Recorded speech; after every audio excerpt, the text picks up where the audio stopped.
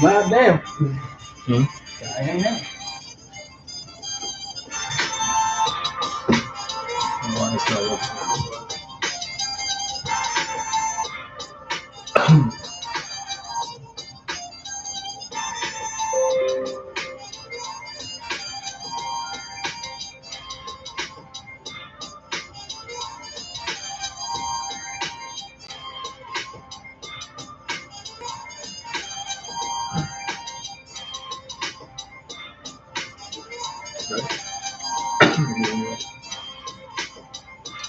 Hey, I'm ready.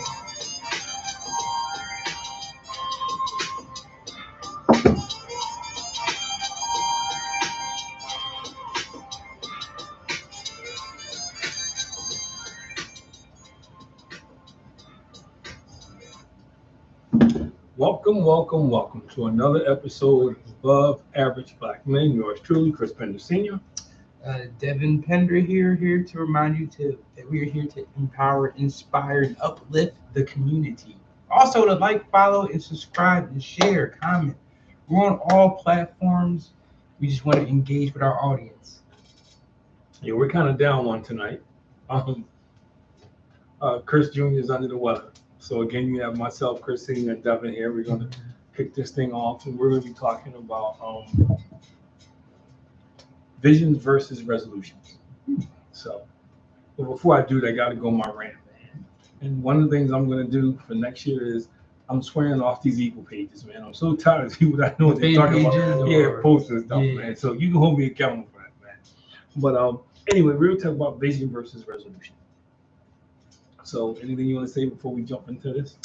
This is a very interesting topic.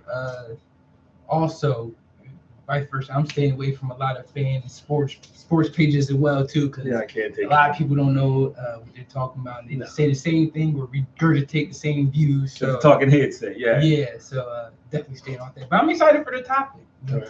Definitely am. Me too. I mean, for me, and where it came from is, and I'll set up this is the time of year where everybody makes New Year's resolutions. Mm-hmm. For instance, probably 30% of the country is making resolutions, I'm going to lose weight. So they all rush out, they join the gym, man, and they're on fire for it, man. And by February, March, they don't even go to the gym anymore. Gyms are rich. This is like the biggest, most productive time financially for gyms across. This is their Christmas. Yeah, because they do it. People, I'm not going to do this, I'm going to do this. So you make all these resolutions. And the difference is when you make a resolution, basically you say, okay, I'm going to do this. 9 out of 10 times, you may be the exception. But 9 out of 10 times, you make a resolution and there's no plan to fulfill the resolution. Like, okay, I'm going to lose weight. So now I'm going to commit to going to the gym 3 days a week. 30 minutes a pop. And this is my goal to lose X amount of weight. Visions have details. See, resolution is just something I say I'm going to do. And when you don't have details, it's easy to get pulled off track.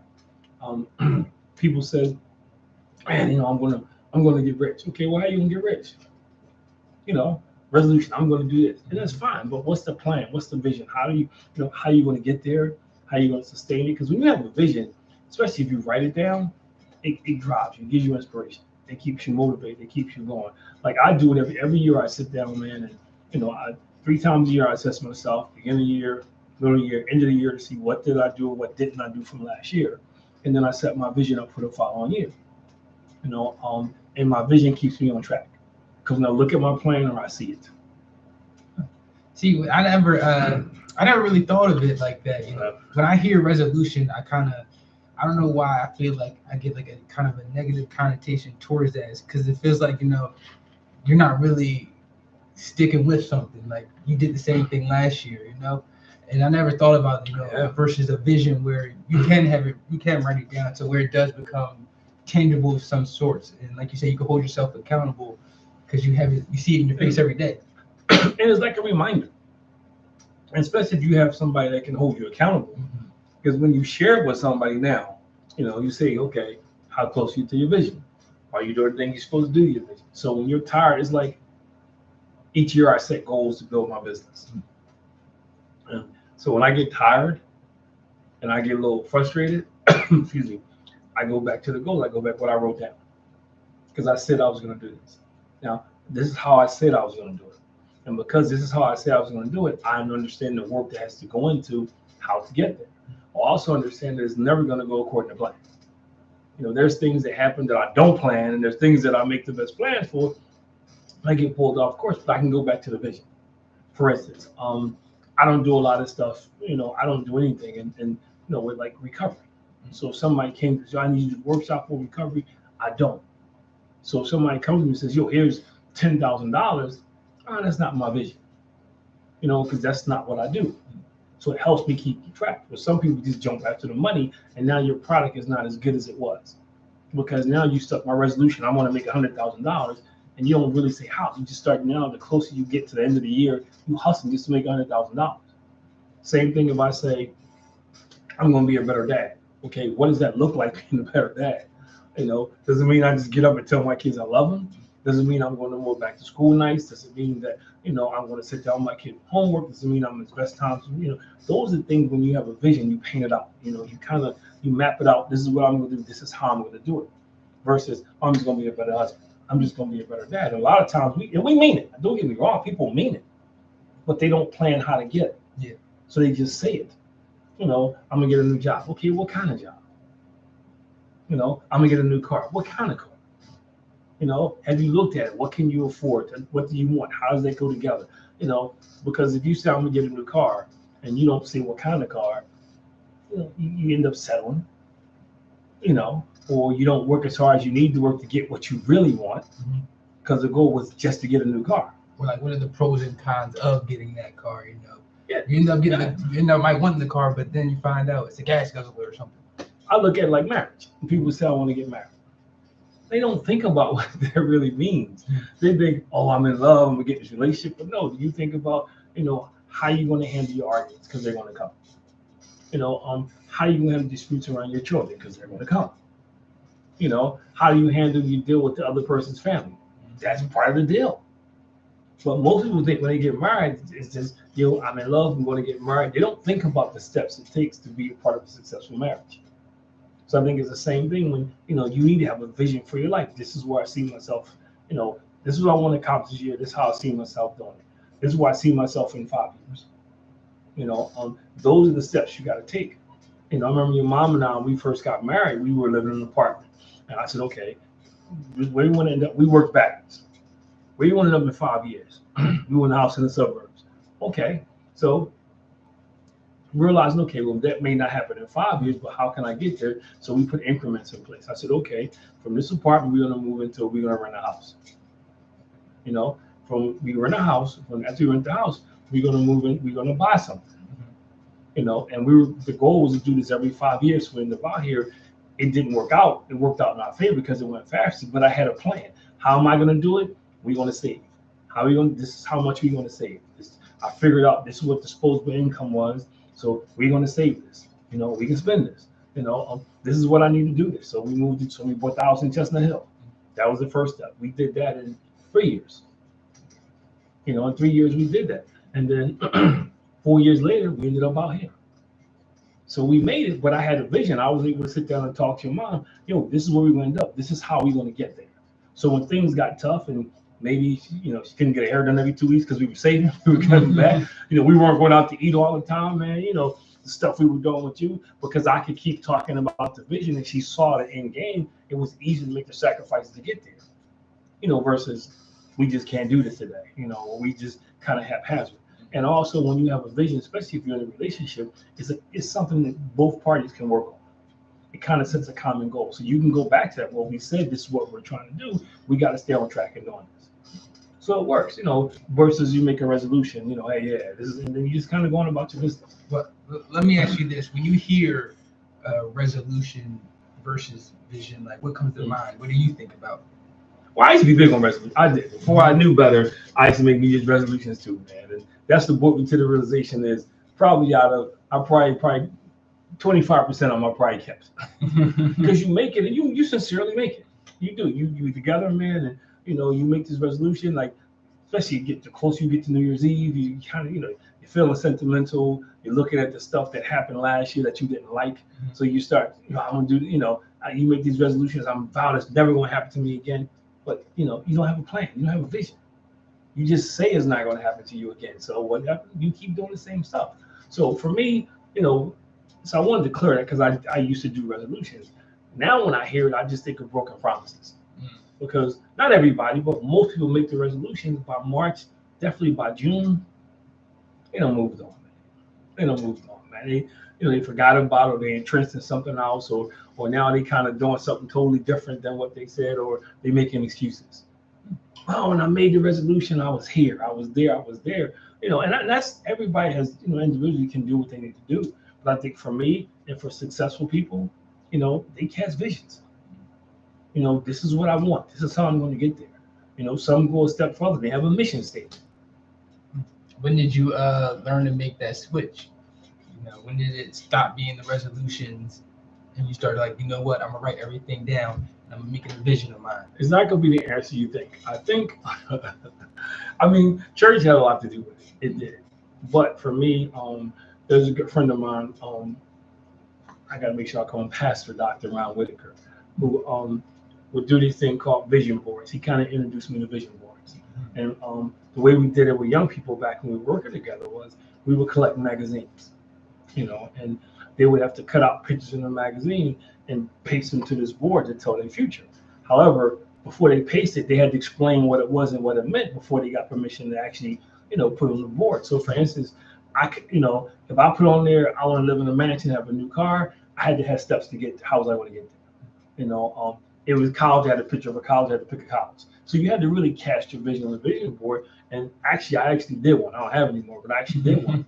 And I thought that was so cool. And I'm sure he didn't invent it. I'm sure people were doing it, but it was a concept that I was unfamiliar. This was many, many, many, many, many years ago that I was kind of unfamiliar with. So when I saw it, I was like, yo, that's pretty cool because, now you can cast it, you can look at it, you can make the adjustments. And I thought, wow, and again, I'm seeing what I want to do now. I'm actually looking at this board, seeing what I'm trying to accomplish versus, I'm just kind of thinking about it. And another thing for me, when I see it, how close am I now? Am I still down here at the starting gate, or have I moved up a little bit? So I think for me, it's a big difference, man. And that's where it came from. I was running a program called Hype, Helping You Prepare Effectively. And Ron Whitaker, Dr. Ron, at that time he was Ron Whitaker, was working for me, and he introduced this thing. And I thought that was so cool. Now everybody probably does it. Probably got mainstream now. Yeah, it's probably for some people looking like, oh man, you just said. But to me, it was, I'm not gonna say it was life changing, but it gave me a chance to visualize what I wanted to do. And I think it's with anything, when you can visualize it, it makes it easier. It makes it obtainable. If you can't visualize it, well, chances are it's not gonna happen. So when I'm talking to young people or the group of people I'm talking to, and I always tell people, like the group of Monday night, the virtual group of guys, we started this whole thing 3 years ago, and I was amazed at the number of guys who didn't have a vision statement for themselves or for their families. And now probably 8 out of 10 people I come across don't. And I always ask them the same question: how are you leading somebody if you don't know where you're going? That's deep. I ask the question all the time. You want to be the leader in your house, but where are they following? It's like you want to be the leader at work or in this job, but you haven't cast a vision of where you want them to follow you to. You want them to follow you because you have a title. And I think that's why there's such a huge vacuum in effective leadership in this country now, because we've got more resolutions than vision. And you don't know how to cast a vision, smart folk ain't going to follow you. Because smart folk know that I need to be headed somewhere. Now, folk with no nothing, no purpose, no reason, they'll follow somebody who's charismatic. But smart people will attach themselves to a leader that's painting the picture where they want to go. Because I can visualize it. We trying to get to the same place. Or you're going somewhere I want to get to. So I think it's important, man. I think we overlook vision, especially in our community, because you don't hear it enough. But I think if I have my way, it will become a part of school. I was gonna say, would you implement like first grade, second grade, fourth grade? Yeah. At what level? I mean, that's a tough one because kids mature differently. But whether I give you a perfect example, it's already happening. It's just not happening in the form of a vision board. For instance, if you just constantly put images of Black people doing negative things and that's what kids watching, that's what they're seeing. That's what they're taking in. Yeah. It's like I'm very careful what I look at with McKinsey. We talked about this earlier today, how I want to put a lot of strong African American men around him because I want him to know that that we all not doing the same thing, but we can be successful in our own right. So we cast visions for our kids every day, man. The stuff we allow them to look at, the music they listen to, the conversations that we have with them, the way we dress, the way we allow them to dress. We cast those things, and I think we just don't pay attention to it. But it's happening every day to our kids, man. A lot of African American kids are growing up thinking like, yo, I just gotta shake my thing. I gotta do this. I gotta speak a certain way. Society casts vision of what a man looks like. Yeah. We talk about that a lot on the show. All the time. Society casts vision about what a relationship looks like. You can't look at a show now without seeing the diversity in relationships. You know what I mean? Mm-hmm. It's like everywhere now. So they're constantly casting, and if you cast something enough, it becomes acceptable. Perfect example. When I was a kid, you couldn't say bitch on TV. It was unacceptable. And I remember Designing Woman was a show who started saying it, and now people say it all the time. Yeah. Certain networks, but yeah. But it's almost you kind of, it's a cool thing now.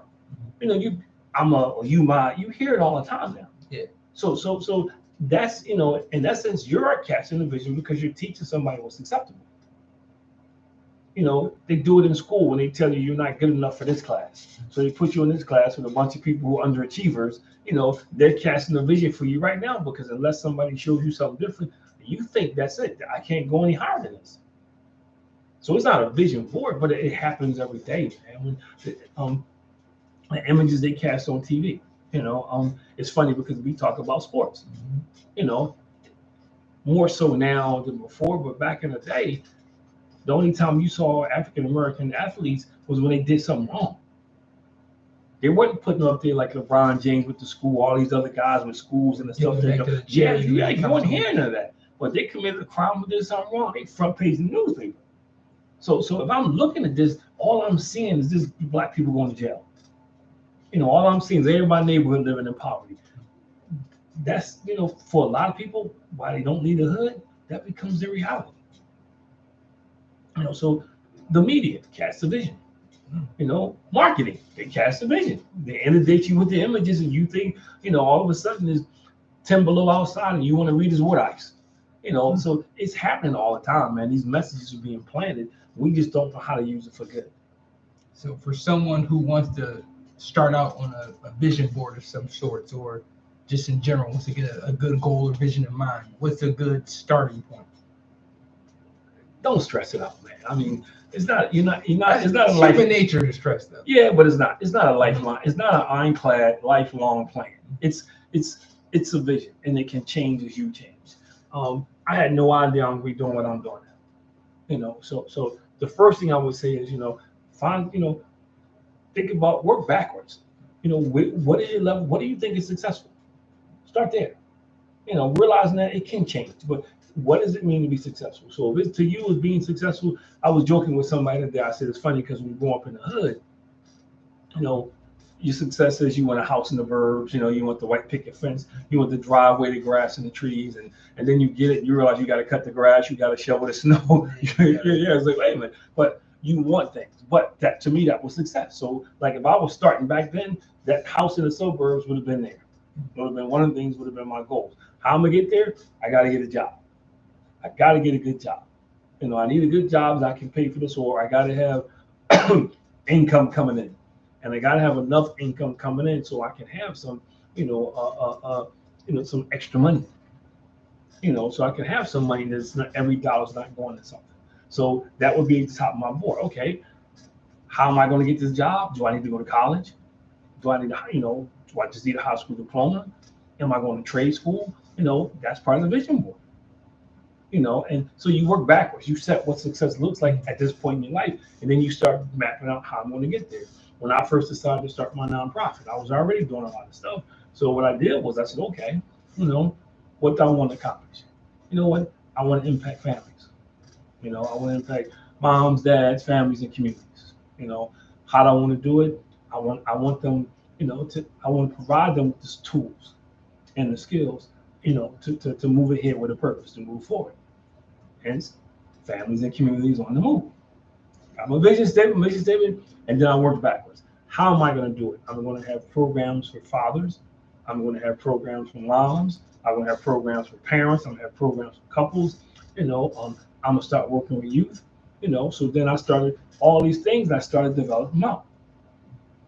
I started like a tree. You start developing out like, okay, I'm going to start here. I didn't try to do all of them at one time. So you know what? I'm going to start here in the fatherhood stuff. You know what? And while I'm doing fatherhood, I can do stuff with youth because that's what I was doing in church. I'm youth pastor. So I put those two together. You know what? Now I can start working on the moms. Now I can start working on the couples. Now if somebody says, I can start going and doing workshops in the prison system because I'm going there. I got some knowledge, I got some skill set. I'm building it out. To the point where now I'm doing a lot of stuff around circles, restorative circles. So you and then you work backwards and you work down and then and it can change.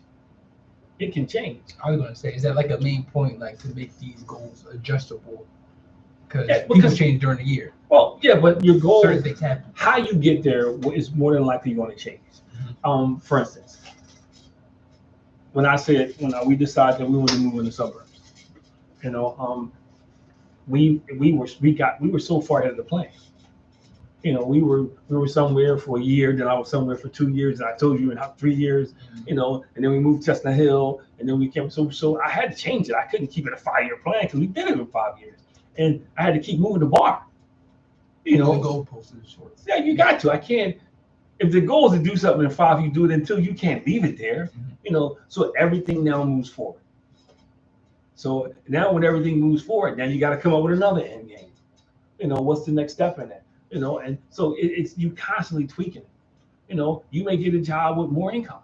That changes the way you do things. You may get laid off. If you're single, you may get married. And you may marry somebody and wow, that's a good idea. So, you may come together or you may tweak it a little bit. There's so many aspects to it and things that can possibly happen. So it's almost like I like to say, you can kind of do it with a pencil because you're going to do a lot of erasing. But it doesn't change the end game. You still want to be successful.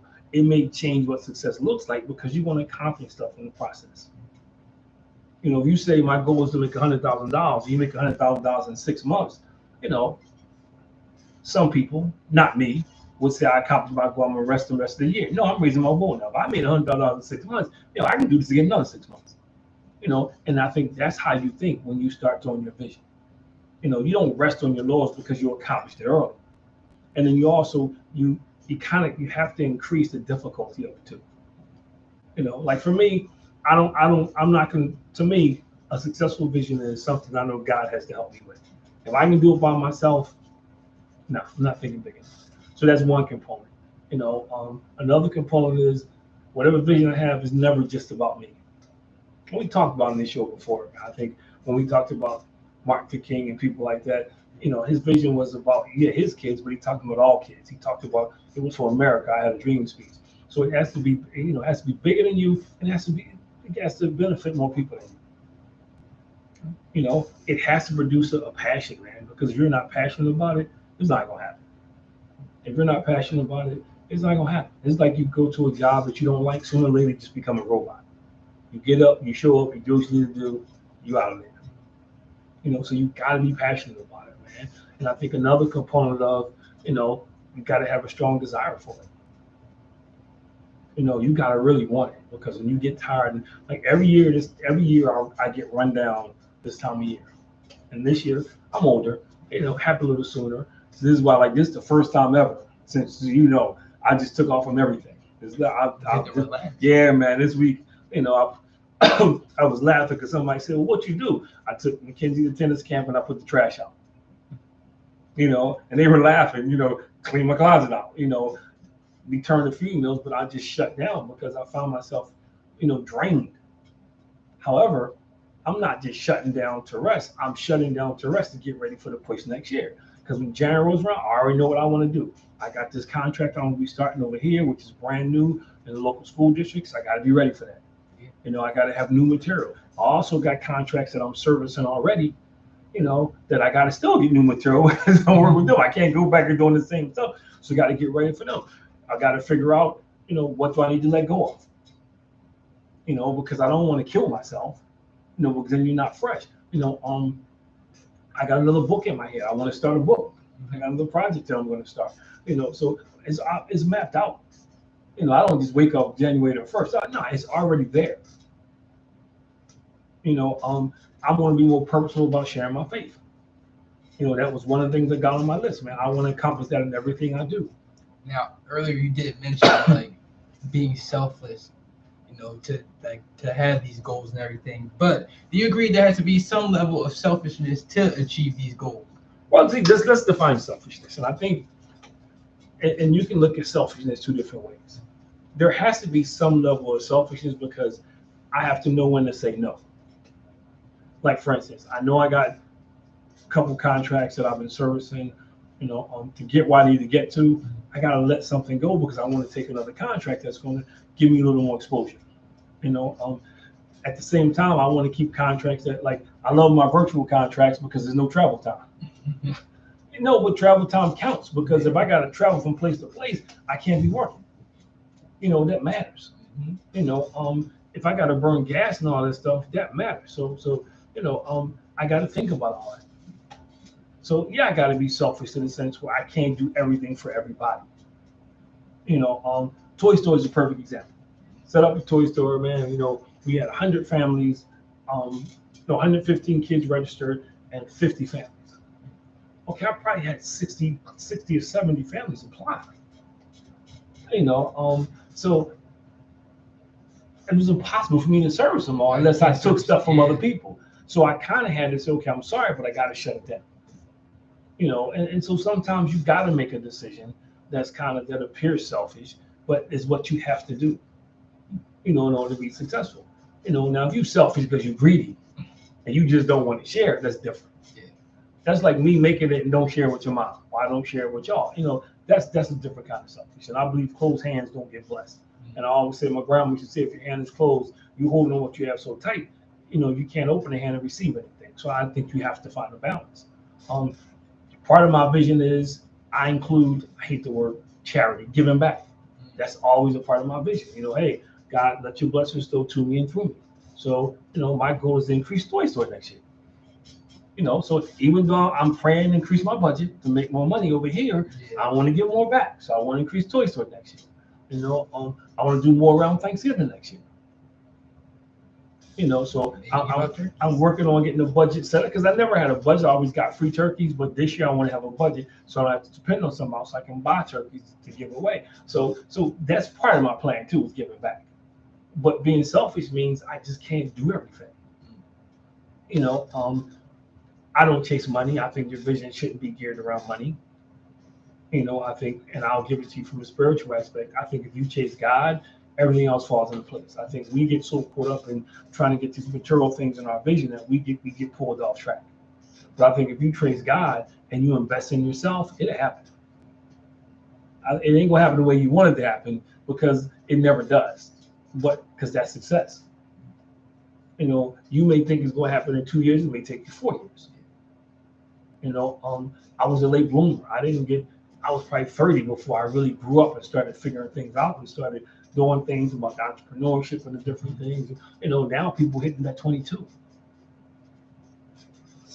Now it's even younger, 18, 19. Yeah. So I think it goes back. You got to have a vision, man. You can't live day by day. I think people who live day by day don't have a lot of success, or it's short lived.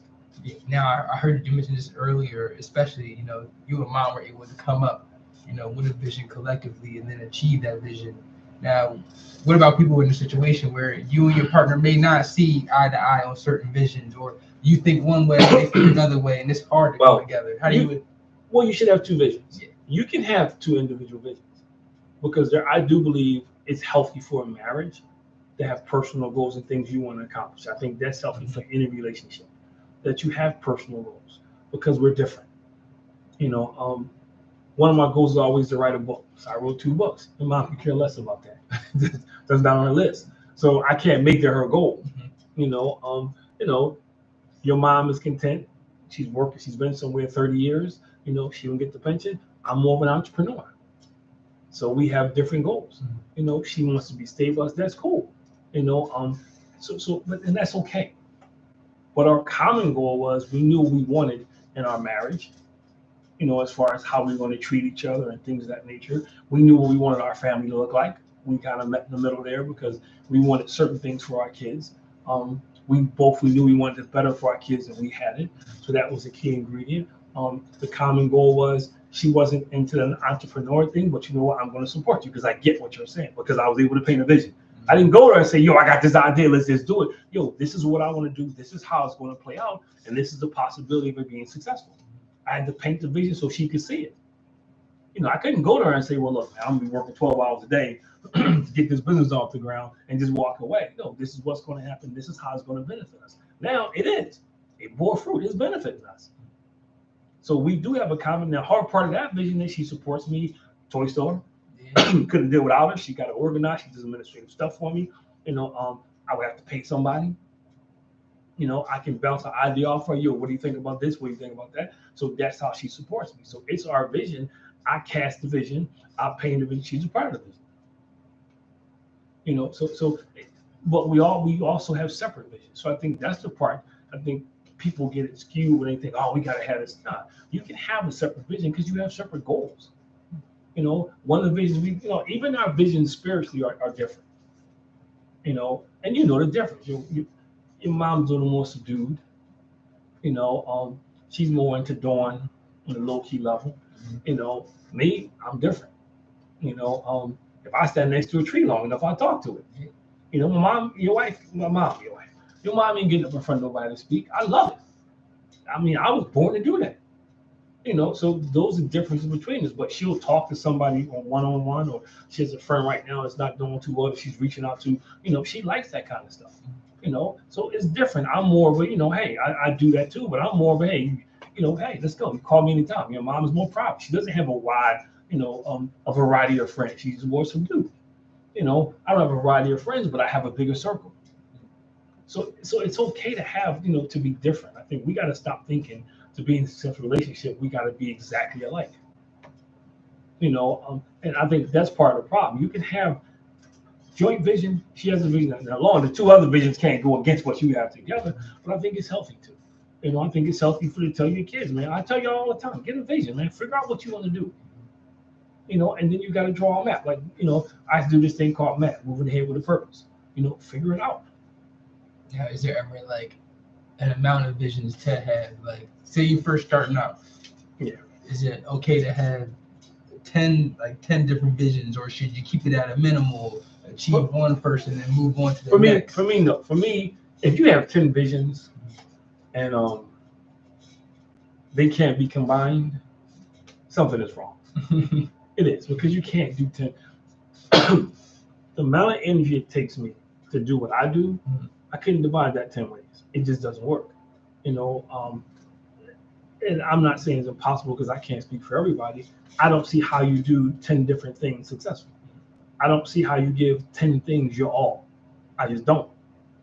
It's like I played baseball, basketball, and football coming up. I was very good at all three. But when that season came around, I had to give that season my all. I couldn't split the practice time between all three of them because, I wouldn't have gotten any better. So I think it's the same way. You have to dedicate, you got to be together. Now, those 10 things should lead somewhere. It should all lead, you can have one thing at the top and things leading up to it, how to get there. Yeah, you can do it. But I think focus is another, you got to be focused. And I think too many times we're not focused. And when you're not focused, if it feels good or smells good, you go for it. If it's good, just because it's good to you doesn't mean it's good for you. But when you chase an instant gratification, you're not often chasing things that's sustainable. You don't. You chase stuff that flares out. So now all of a sudden, you're starting all over again. You got to figure out, like when I decided what I was going to do, when the first question is it sustainable? Could I do this? Well, that was the second question. The first question that came up is this something I want to do the rest of my life? And then is it sustainable? Can I do this well into my 70s? I'm 62. I can do this for 8 more years. Because it's public speaking and things of that nature. I'm not lifting rocks or building stuff. So God willing, I keep my health, I can do it. And then the third thing is, can I grow this thing? Because my philosophy is nothing stays the same, whether it's a relationship, whatever it is, anything that stays the same eventually grows stagnant and die. So you should always be trying to move forward. Now, if you have something that you can't move forward, that's a problem. Now, are there any visions or goals that you had last year that you saw through this year? Oh yeah, it was funny because I wanted to increase my my disposable income by 10%, and I did. You know, and I could say it, double that. I wanted to be more community oriented, and I did. We increased Toy Store this year. I do more stuff in schools. That's been the bulk of what I do now. Schools, I do some parenting stuff. So that was obtainable, man. I had goals that I set for without going into details between your mom and I, financially, different things, and we were able to obtain them. Personally, I wanted to add something else to my repertoire, so I got certified in restorative circles. I said, okay, I'm going to do one thing this year, at least one thing to add value to what I do, and add value to me. So I did it.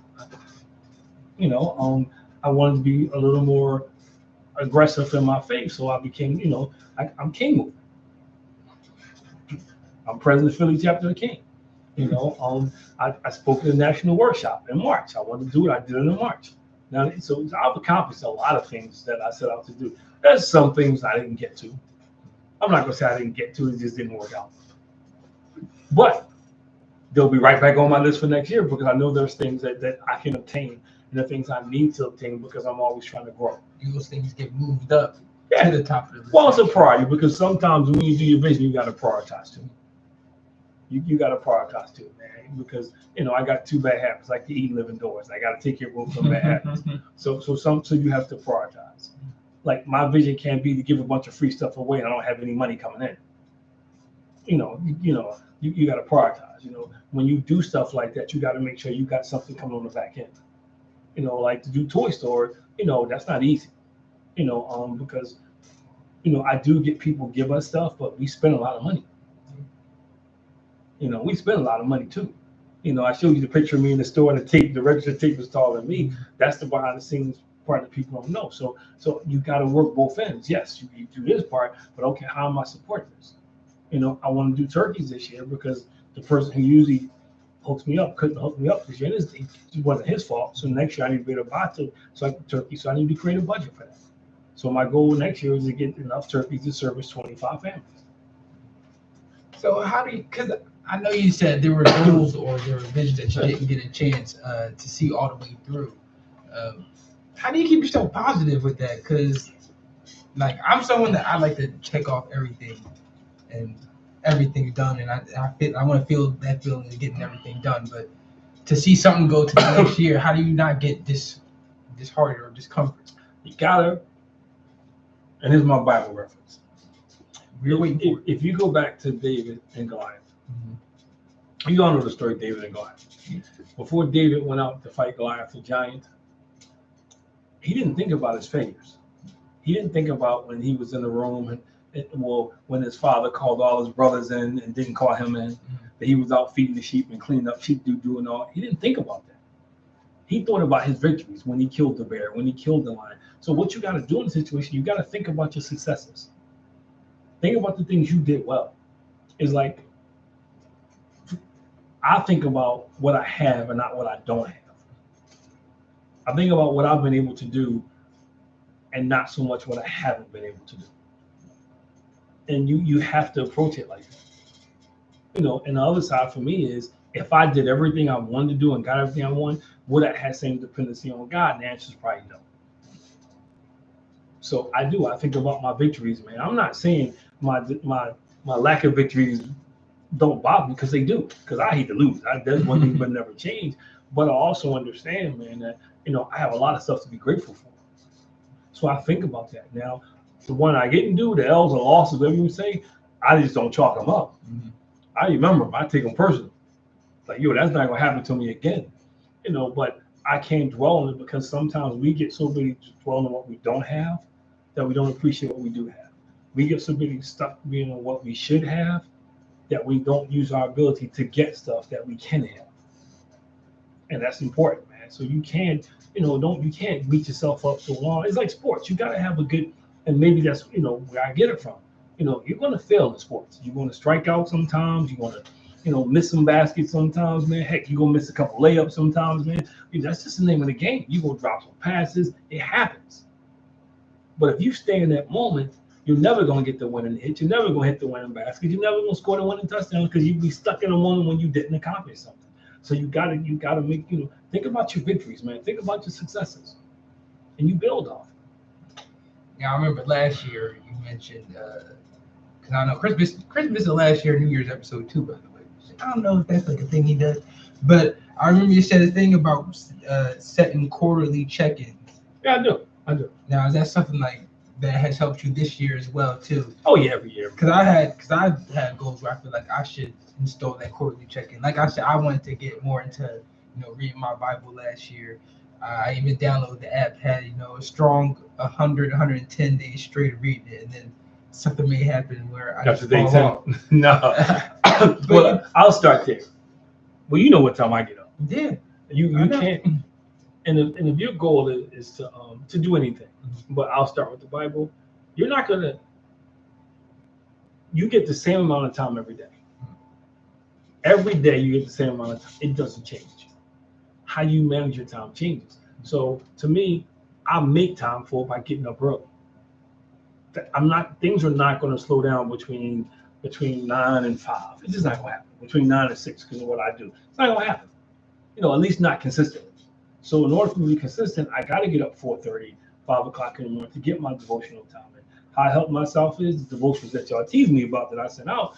It probably goes out to about 60 people now.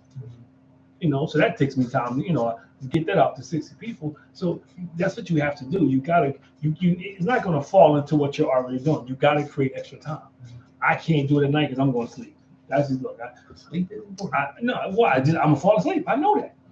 I'm not gonna sit there and read a chapter or something in the Bible. I'm going to sleep because I'm tired. So I do it in the morning when I first get up. Plus, it helps me make it through the day.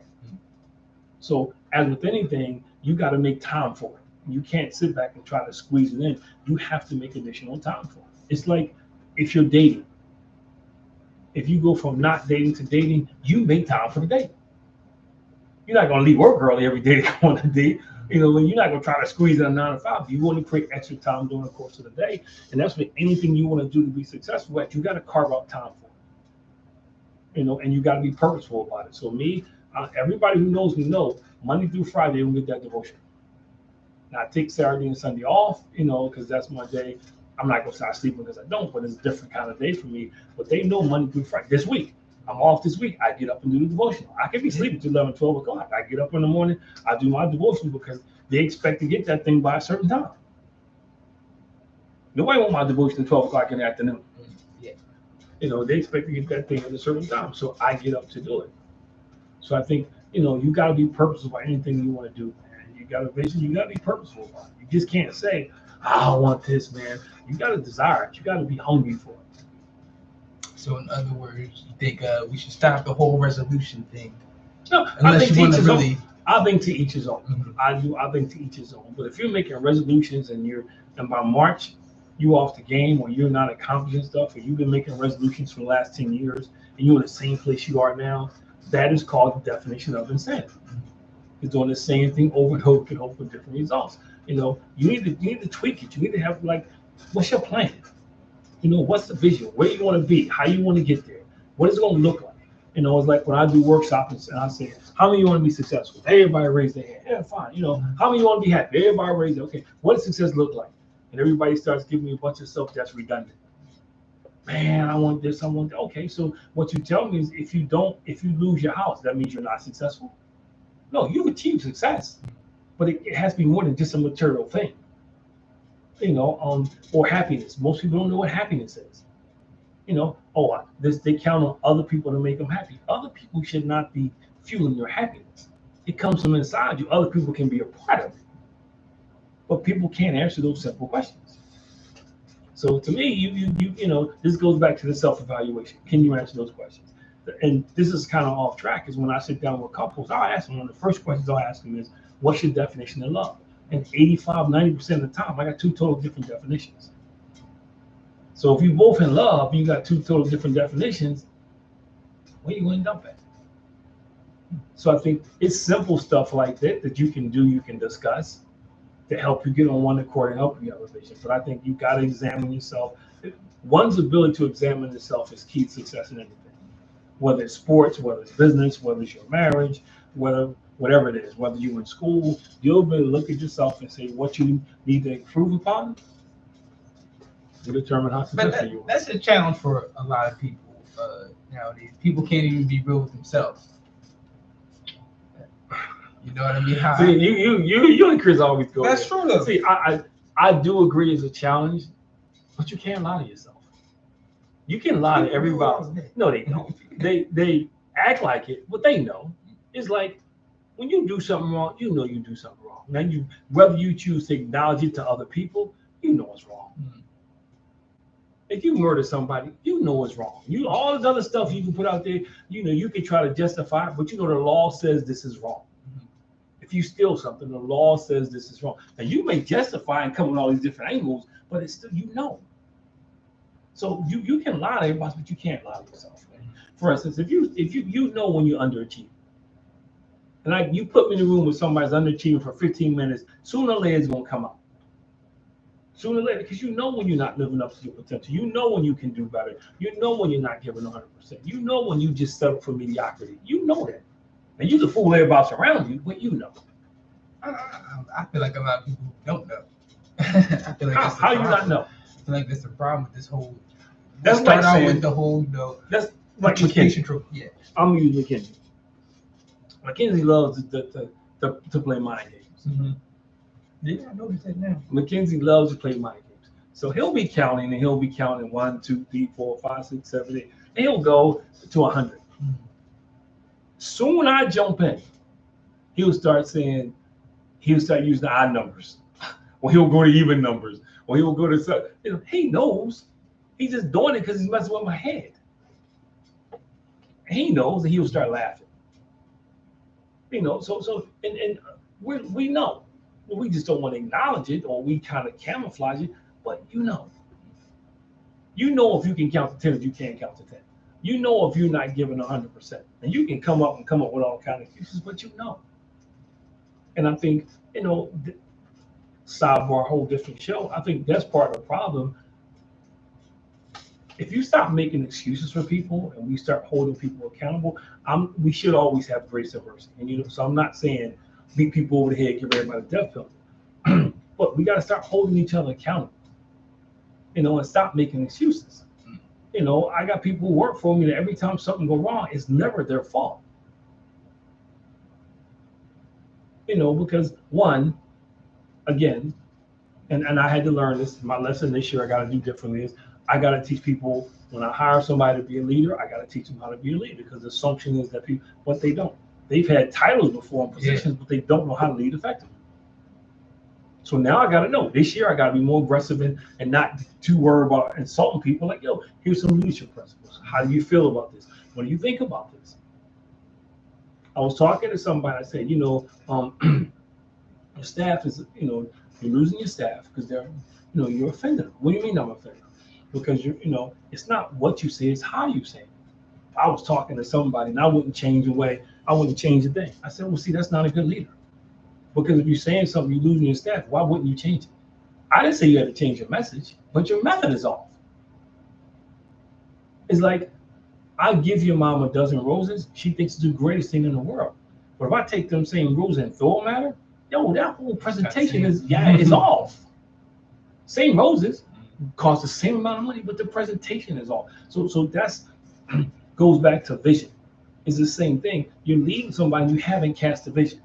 Then you wonder why they're not following. You wonder why your staff or your marriage or your kids are all over the place, because you haven't cast a vision. Growing up, you knew what the expectations were.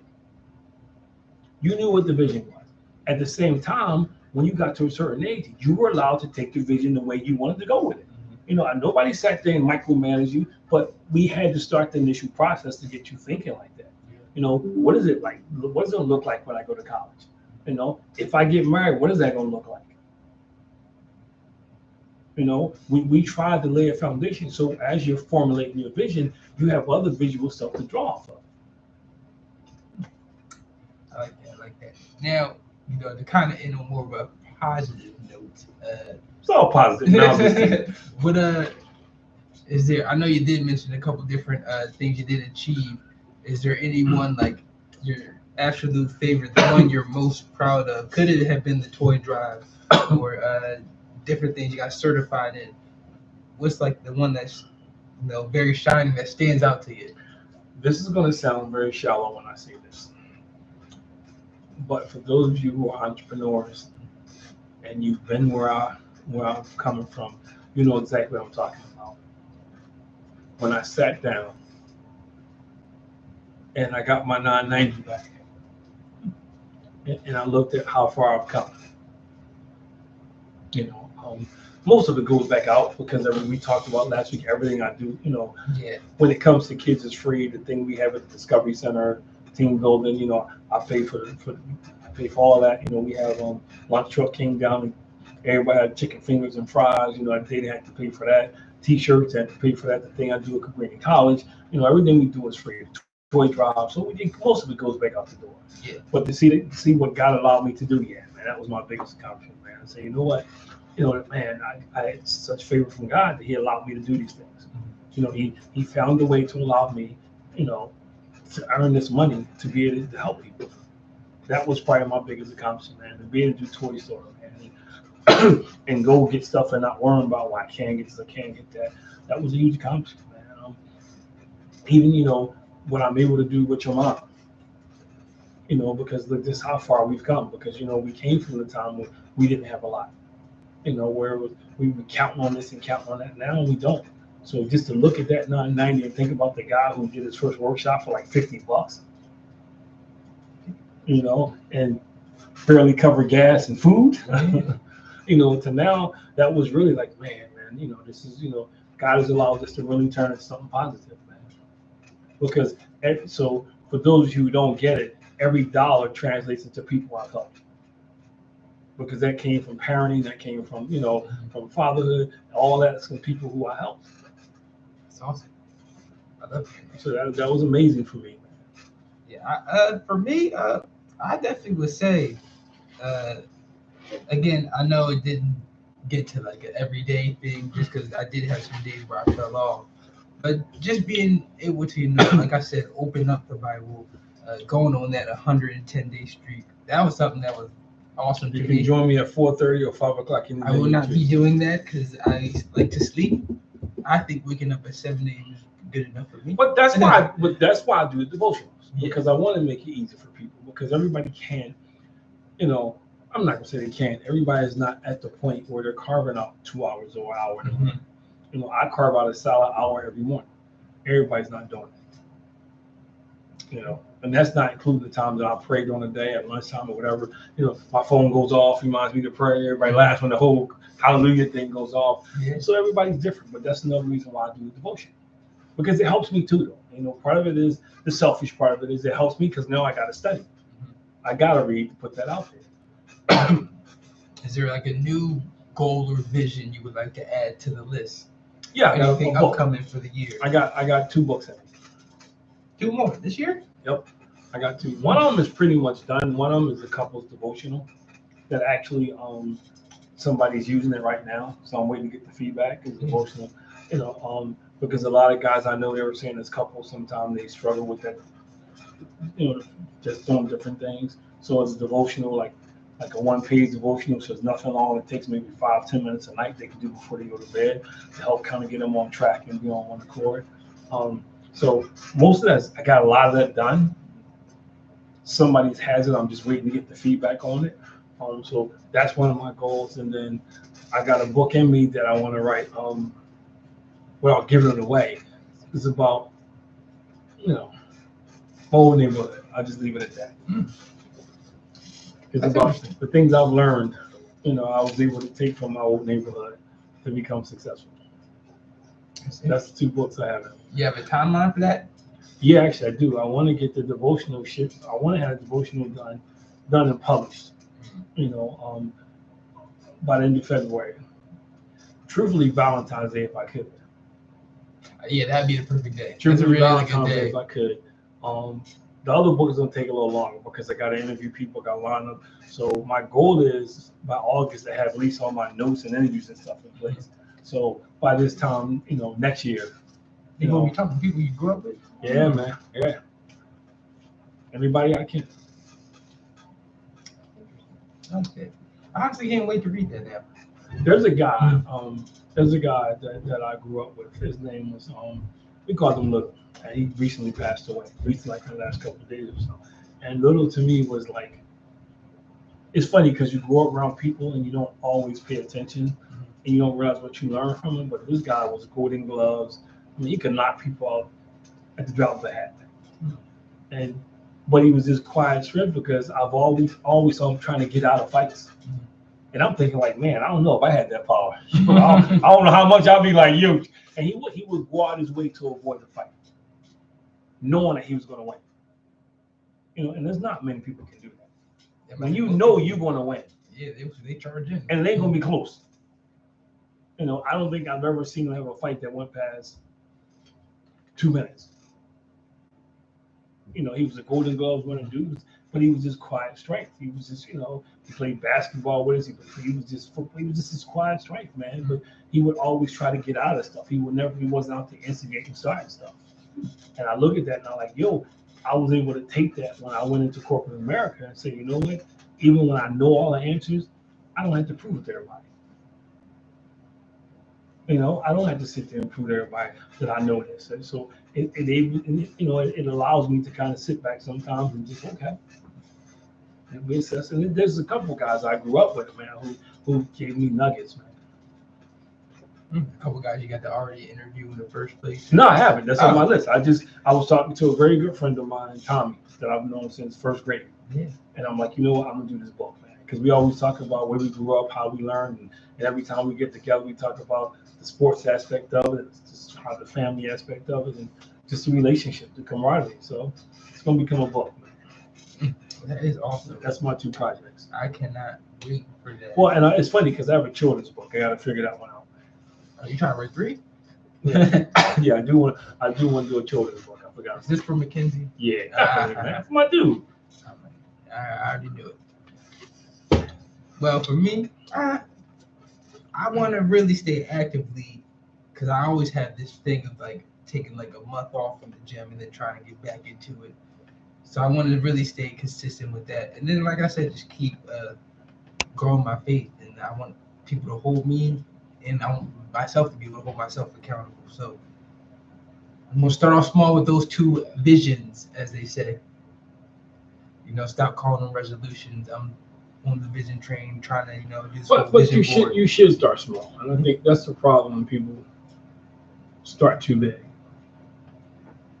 Because when you start too big and then something goes wrong and you don't make it, it's easy to quit.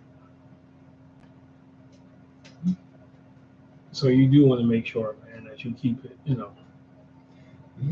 and I feel like, just like you said, having the whole vision board, I feel like that's the key aspect. And that's one of the things I definitely took away from this conversation today is like the whole vision part and just being able to hold yourself accountable. I feel like that was a very important and very powerful part for me. So that's something I could definitely take with me, and I could roll with it. All right. So another episode of Above Average Black Men. Mm-hmm. Shout out to Chris, man. Feel better, get better, man. Everybody. We'll see you back in 2024. 2024. But this is another great episode of Above Average Black Men. You got Chris Pender Sr., your host. Devin Pender, again, to remind y'all to like, follow, subscribe, share, comment, interact with us. Shout out to the people on Podbean that interacted with us today. We still got to do something about checking out these messages, but some of them did come through, and we appreciate y'all hanging with us. Well, it's funny because I got a message saying that it was fixed, but apparently it's not fixed. I was about to say, yeah. But yeah, we'll get to. So if you messaged us, we greatly appreciate it, man. I promise you by the new year, hopefully, have it fixed up. But hey, again, the best way is download Podbean. You can catch us on Podbean live every Wednesday night, 7:30 to 8:30. You can catch us on Facebook Live, YouTube Live, Instagram Live. You can catch our reruns on iHeartRadio. So TikTok. yeah, so TikTok we're out and there, Instagram. man. So we're on a lot of different vehicles. And we come back in 2024, we will be on Apple. I got to get the Apple thing straight now. And Apple soon. All right, so we will be out there. You can catch us on any of those platforms. Again, hey, it's the thing. Like, follow, subscribe, share, comment. We will see y'all in 2024. Be blessed and stay safe.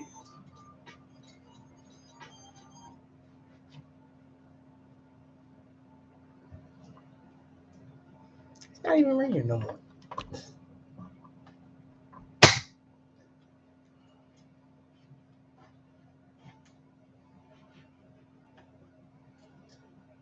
I got an email saying it was fixed. Apparently it's not fixed. Oh, I forgot I got to turn YouTube off. Oh. Hey, Sixers got a tough one tonight.